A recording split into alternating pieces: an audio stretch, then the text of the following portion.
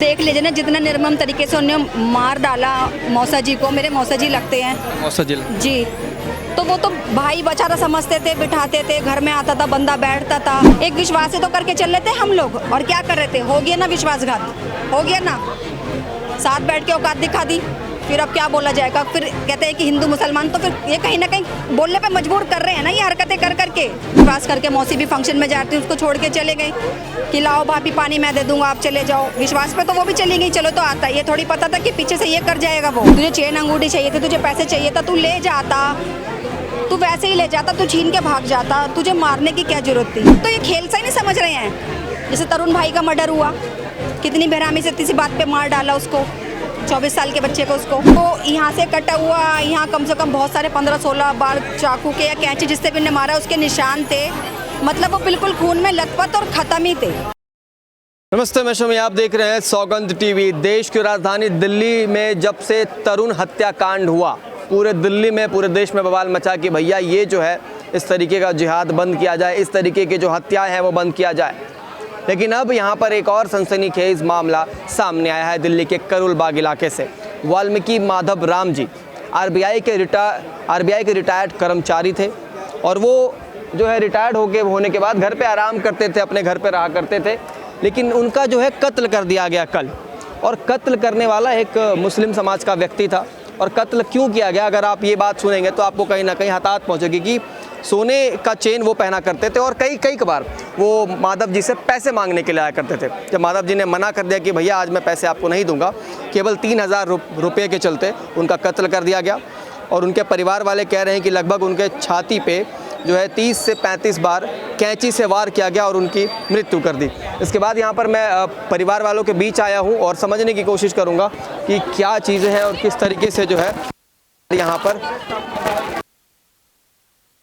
Ma'am, जिस तरीके से माधव जी की हत्या हुई, ये क्या दिखाता है, ये कितने क्रूर लोग हैं?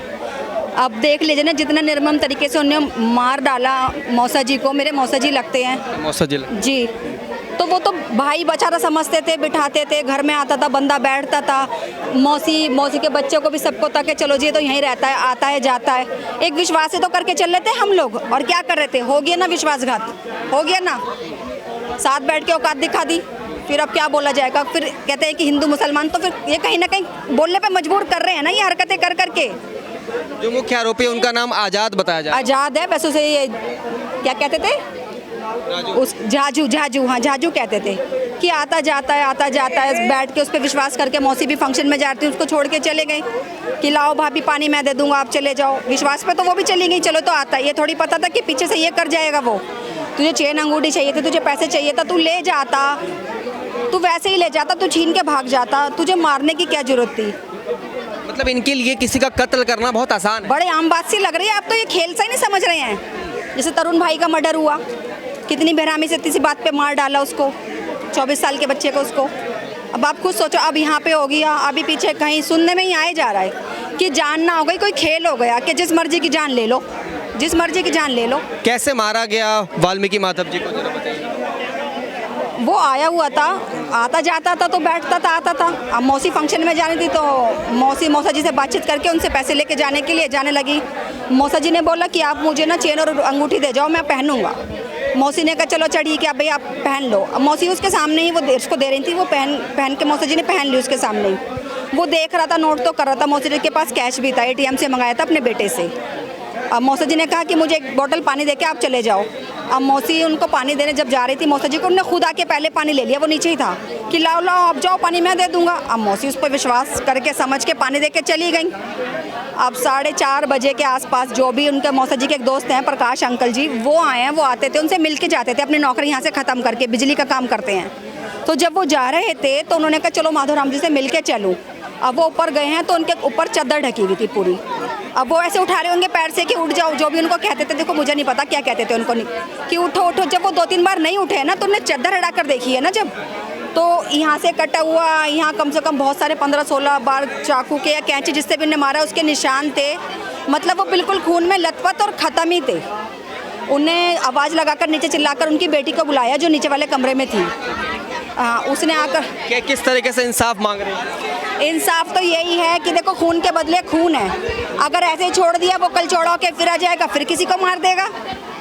तो ऐसे बंदे को तो या तो देखो सरकार फांसी दे दे या फिर हमारे लोगों के हवाले कर दे। देखो चूड़ियाँ किसी ने नहीं पहनी, डरता कोई नहीं है, कोई नहीं डरता। हमारे भी बहुत हैं, बहुत इकट्ठे हो जाएंगे हमारे भी, पर फिर भी हम तो सरकार से और अपने कानून से कहते हैं, कानून हमारा, कि उसको सजा दी जाए, उसको फांसी हो तो हमें तसल्ली मिलेगी। देखिए जिस तरीके से तरुण की हत्या हुई थी उसके बाद वाल्मीकि माधव जी, और अब अगला नंबर किसी का भी हो सकता है, और ये लगातार ये घटनाएं रोज बढ़ते जा रही है।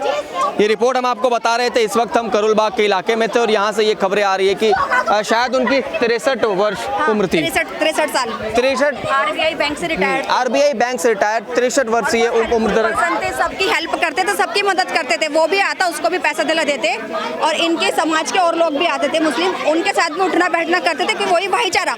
हमने बहुत बार समझाया कि मौसा जी थोड़ा ना घर तक मत रखो, मत उठो बैठो। अरे बेटा तुम्हें नहीं पता, सब बहुत अच्छे हैं, सब मेरे भाई हैं, सब मेरे भाई लोग हैं, मेरा भाईचारा है। अब देख लिया ना कितना भाईचारा दिखा दिया, अपनी जान से हाथ धो बैठे ना, आ जाएंगे वो भाई, आ जाएंगे, इनकी औलादों को पाल लेंगे, इनके घर का खर्चा उठा लेंगे, दिन रात इनके बीवी की या इनकी बेटी की रक्षा कर लेंगे, खड़े हो जाएंगे।